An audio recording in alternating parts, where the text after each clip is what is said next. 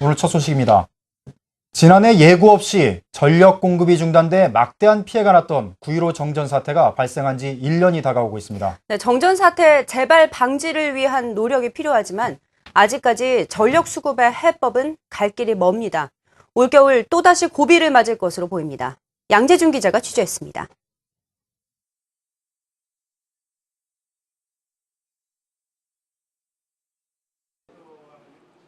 연일 폭염이 이어졌던 지난 8월 6일 전력 당국은 극도의 긴장감에 휩싸였습니다. 지난해 9.15 정전 사태 이후 처음으로 전력 수급 경보가 주의 단계로 상향 발령됐기 때문입니다.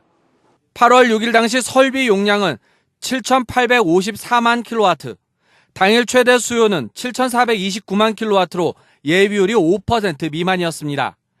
연일 폭염으로 인한 전력 수요에도 무사히 넘겼지만 정작 올 겨울 전력 수급은 최악의 상황이 예고되고 있습니다. 지식경제부 등 전력 당국이 예상하는 올 겨울 전력 최대 수요치는 8,100만 킬로와트로 여름 최고치 때보다 무려 671만 킬로와트나 더 늘어난 수치입니다. 반면 설비 용량은 8,215만 킬로와트로 361만 킬로와트 정도밖에 늘지 않을 것으로 보입니다. 예비 전력은 120만 킬로와트가량, 예비율은 1.4% 수준으로 지난 여름 때보다 상황이 더욱 나쁩니다.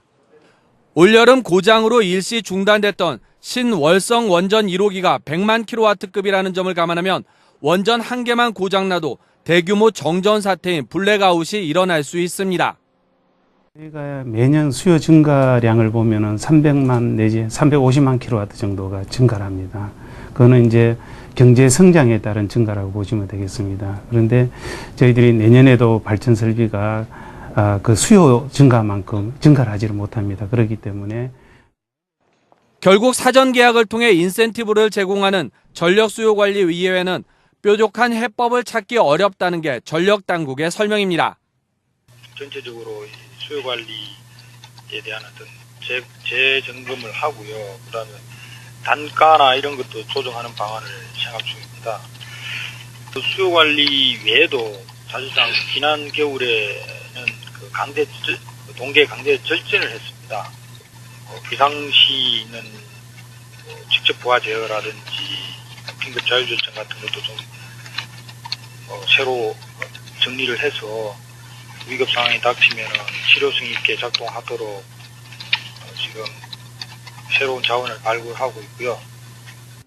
겨울철 난방 관련 전력 수요가 해마다 급증하고 있는 상황에서 기하급수적으로 증가하는 수요 예측도 쉽지 않은 상황에 직면한 것입니다.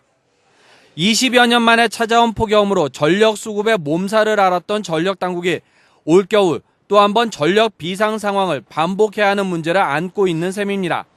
한국경제TV 양재준입니다.